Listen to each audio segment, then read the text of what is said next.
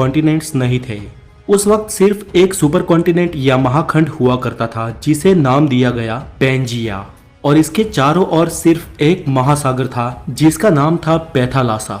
और आज के सारे खंड इसी महाखंड पेंजिया में से विखंडित होके बने हैं। ये थियरी देने वाले वैज्ञानिक अल्फ्रेड वेगनर थे और उनका यह भी मानना था कि उसी वक्त उस महाखंड पे रेंगने वाले जीवों का विकास हुआ।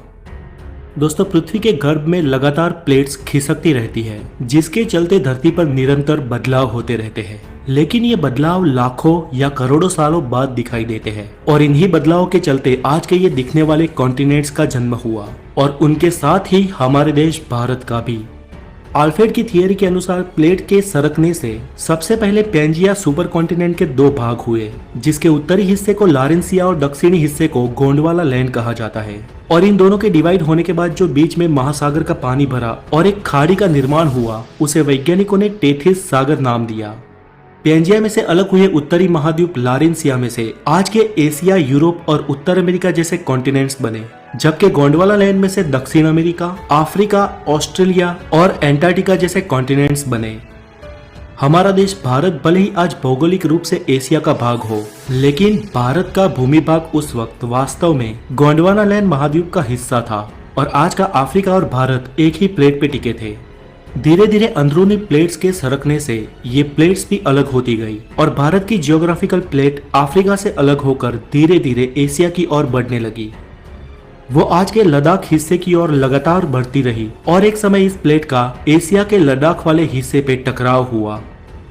दोस्तों, भूगर्भ में जब दो प्लेट्स का टकराव होता है तो भारी प्लेट नीचे की ओर सरक जाती है और हल्की प्लेट ऊपर उठ जाती है। उस वक्त भी ऐसा ही हुआ और आज के हिमालय का निर्माण हुआ। ऐसा कोई कम समय में नहीं हुआ, ऐसा होने में करोड़ों साल लग गए और आज की इस भौगोलिक भूमि का निर्माण हुआ। दोस्तों, आज भारत सिर्फ एक ही टेक्टोनिक प्लेट पे टिका है और लगातार ये भारत की भारी प्लेट हिमालय की ओर दब रही है और हिमालय दिन ब दिन ऊपर उठ रहा है। इसके साथ ही हिमालय के सारे पर्वतों की और माउंट एवरेस्ट की हाइट भी साल दर साल बढ़ रही है।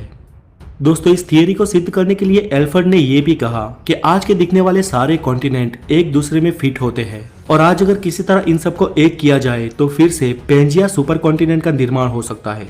चले, ये तो एक संयोग भी हो सकता है, लेकिन अल्फ्रेड ने अलग अलग विस्तार में जाके उस महाखंडों की जीव सृष्टि का और प्राचीन खड़कों के अवशेषों का अवलोकन किया तो ये मालूम हुआ कि विविध अवशेष अलग अलग खंड में एक समान ही थे। इसके साथ ही अल्फ्रेड ने अपनी इस थियरी को सिद्ध करने के लिए कई सारे उदाहरण दिए। फ्रेंड्स, इस प्लेट्स के टकराव से भूकंप और ज्वालामुखी का खतरा रहता है। वैसे भारत में तो कोई खास सक्रिय ज्वालामुखी नहीं है, लेकिन हमारी इस एक प्लेट के सरकने से कभी कभी भूकंप के झटके महसूस होते हैं। हमारी अगली वीडियो में हम जानेंगे कि भूकंप और ज्वालामुखी का रीजन क्या है और लावा या मैग्मा कैसे बनता है। तो आज के लिए